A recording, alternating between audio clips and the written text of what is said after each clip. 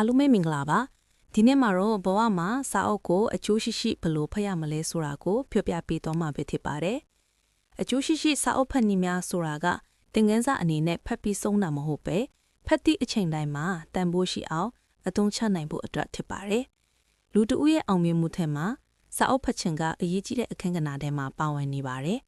ဒါပေမဲ့စာအုပ်ဖတ်နည်းမမှန်ရင်အချိန်ပေးဖတ်တာတော့အကျိုးမရှိနိုင်ပါဘူးဒါကြောင့်အောက်ပါနည်းလက်မြတ်ကသင်အတွက်အကျိုးရှိရှိစာအုပ်ဖတ်နိုင်ဖို့ကူညီပေးနိုင်ပါတယ်နံပါတ်1ရွေချက်နဲ့ဖတ်ပါစာအုပ်ဖတ်မယ်ဆိုရင်ဘာအတွက်ဖတ်နေကြလဲဆိုတဲ့အချက်ကိုအရင်သိထားဖို့လိုအပ်ပါတယ်ဥပမာဘဝတုတတိုးချင်တာလားစီးပွားရေးအတွက်အကြံဉာဏ်ယူချင်တာလားသင်ခန်းစာတစ်ခုယူချင်တာလားဆိုတာပါရွေချက်သိထားခြင်းက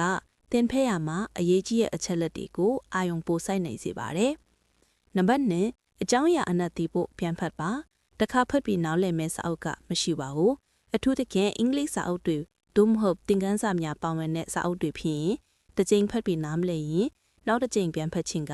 သင်အာရုံစိုက်မှုနဲ့နားလည်မှုကိုတိုးတက်စေပါတယ်နံပါတ်3မှတ်ကျူးရေးပါ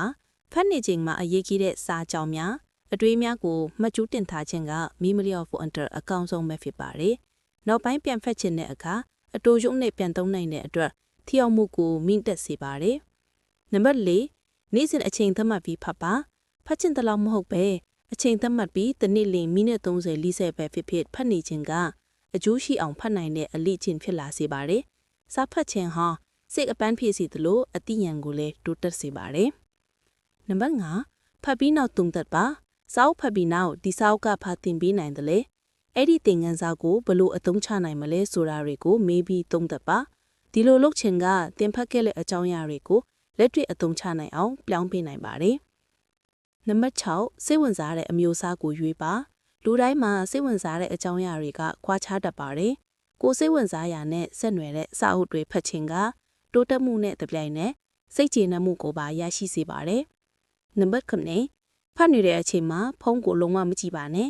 အာရုံမရှိရင်စာအုပ်ကောင်းအောင်အကျိုးမရှိနိုင်ပါဘူးစာအုပ်ဖတ်နေတဲ့အချိန်မှာဖုန်းကိုအပိတ်ချပြီးငြိမ်သောနေရာမှာသာဖတ်ပါ